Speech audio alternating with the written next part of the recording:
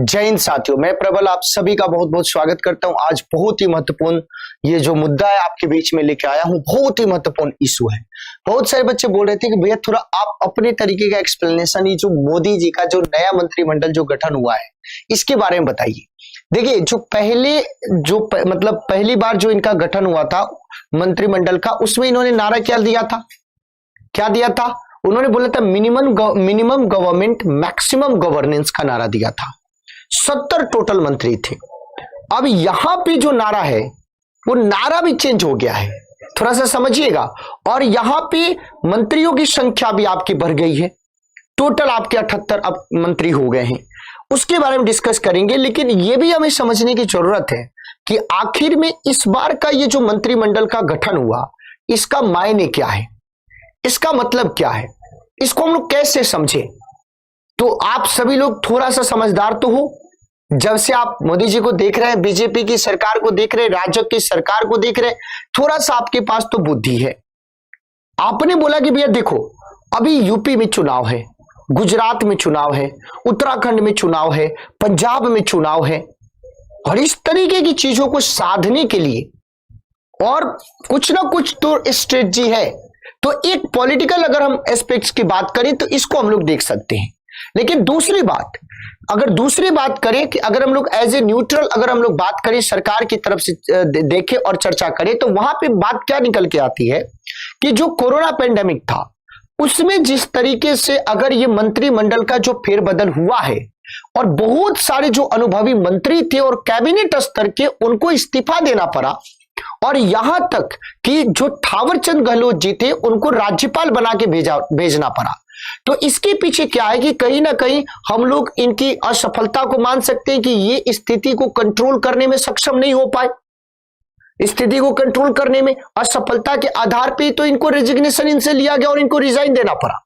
तो ये दूसरी बात कि कोरोना जो महामारी है उसमें ना निपटने के कारण और साथ ही साथ अपने विभागों में बेहतर काम न करने के कारण हो सकता है कि उनको वहां से छुट्टी कर दी गई। तीसरी बात, इसको हम लोग ये भी समझ सकते हैं कि जितने भी अनुभवी नेताओं को आपको छुट्टी दी गई है उनमें से एक को तो राज्यपाल बना दिया गया। हो सकता है कि उनमें से और जो लोग बचे हैं उनको आने वाले चुनावों में पार्टी की तरफ से कुछ न कुछ कमान दिए जाए। भाई ये तो हम लोग कयास लगा सकते हैं, लेकिन बात यह है कि बहुत सारे ऐसे मंत्रियों को जिनके बारे में आप भी नहीं सोच सकते थे, उनको ठिकाने लगाया गया, उनको रेजिग्नेशन उनसे लिया गया, और उनकी जगह पे कुछ ऐसे नाम आपको दिखेंगे जिसको देख के आप भी शॉक्ड हो जाएंगे। जिसमें एक चाचा जी का भी नाम है, और आजकल चाचा जी और मामा जी दोनों बहुत ही फेमस हैं। तो आपके बिहार के चिराग पासवान जी के चाचा नाम है पशुपति पारस जी, उनका भी यहां पे हुआ है। और जिस तरीके से यहां पे एक संवैधानिक अड़चन है, बात यह है कि भाई लोक जनशक्ति पार्टी में जिस तरीके से दावेदारी आपकी ठोकी जा रही है कि मैं इस लोक जनशक्ति का अध्यक्ष हूं, मैं इस अध्यक्ष हूं।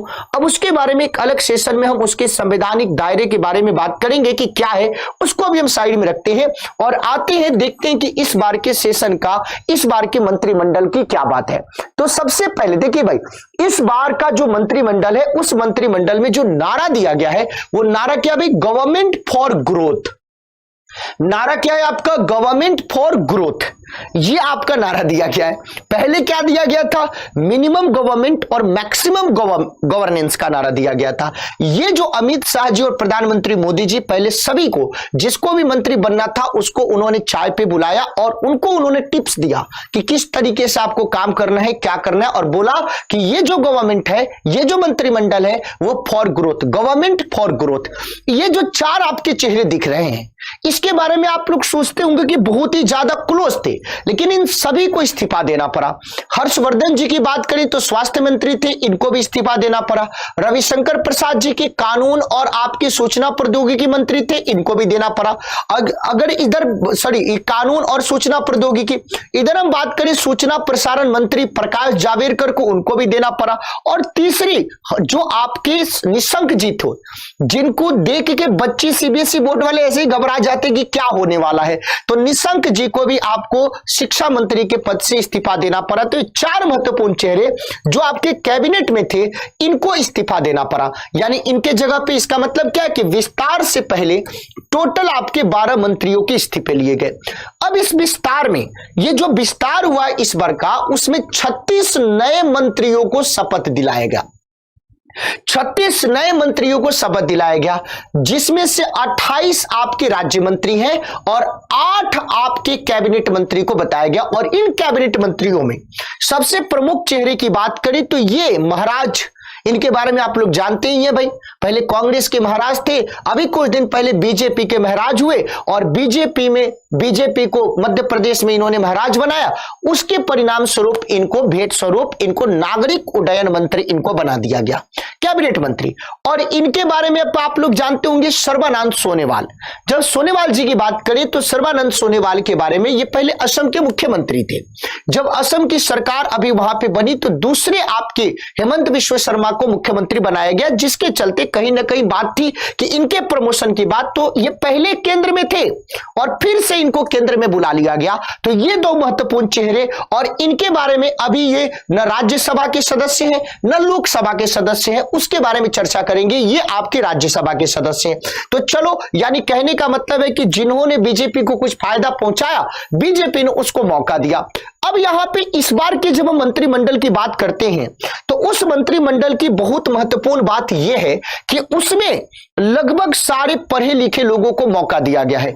यानी इस बार के मंत्रिमंडल को देखिएगा तो उसमें आपको ब्यूरोक्रेट दिखेंगे, उसमें आपको क्या दिखेंगे भाई, ब्यूरोक्रेट, टेक्नोक्रेट, अधिवक्ता, जितने भी लोग इस तरीके के जो काम करने वाले और काम किए हैं, उन अनुभवी लोगों को सरकार में शामिल किया गया। तो दूसरी तरफ जैसे मान लीजिए कि उत्तर प्रदेश की सरकार है और उत्तर प्रदेश में किसानों का बहुत ही ज्यादा महत्वपूर्ण मुद्दा है, और किसान जो आंदोलन कर रहे हैं वो मैक्सिमम, वो मोस्ट ऑफ द कहां से, वेस्टर्न यूपी से, और वो क्या है, जाट बेल्ट। जाट का मतलब ओबीसी।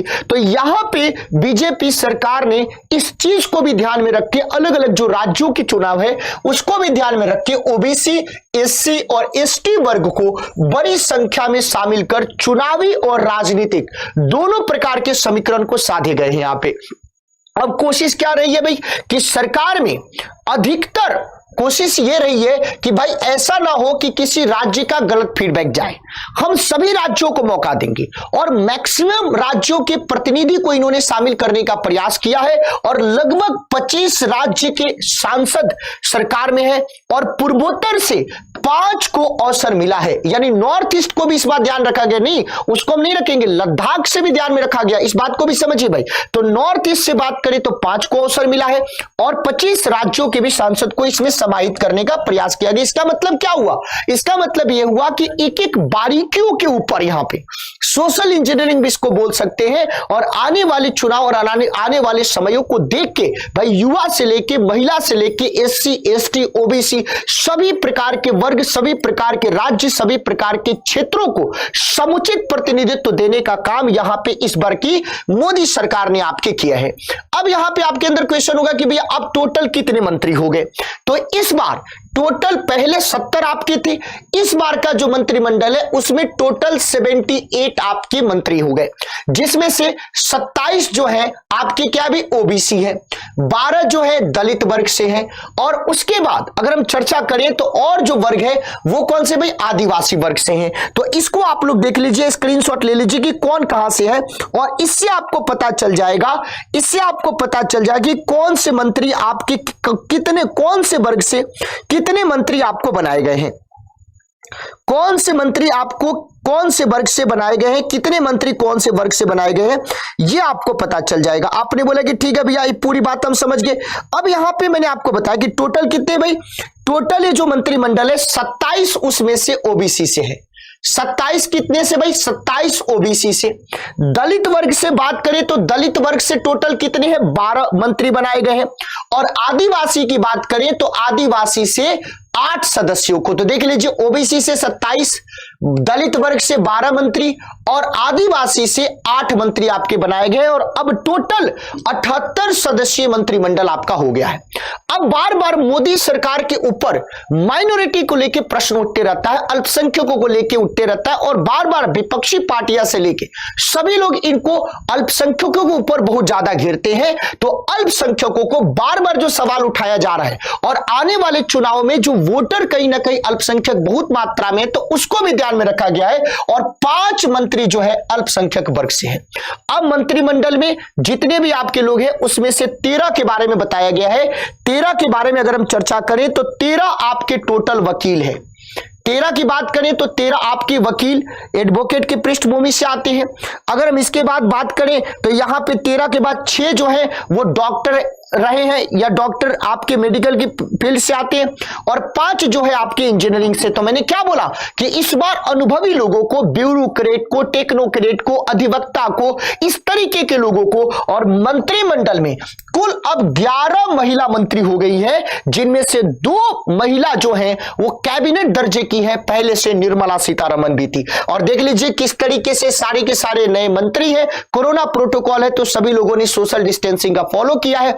आगे देख सकते हैं आरसीपी सिंह, ज्योतिरादित्य सिंधिया और ये सारे के सारे लोग, सर्बानंद सोनोवाल, ये चीज आपको देख रहे हैं। पहले नीतीश जी ने मना किया था कि हमारा कोई भी जो सांसद है वो मंत्री नहीं बनेगा। इस बार उनका एक सांसद जो है वो मंत्री बना है। अब यहां पे समझना है कि इस बार का जो फिर बदल हुआ है उसमें से महत्वपूर्ण मंत्रालय की बात करें तो मनसुख मांडविया, इसको आप लोग सारे के सारे बच्चे जो पढ़ने वाले हैं, जिनका पेपर है वो ध्यान रखेंगे, अब इनको नया स्वास्थ्य मंत्री बनाया गया है।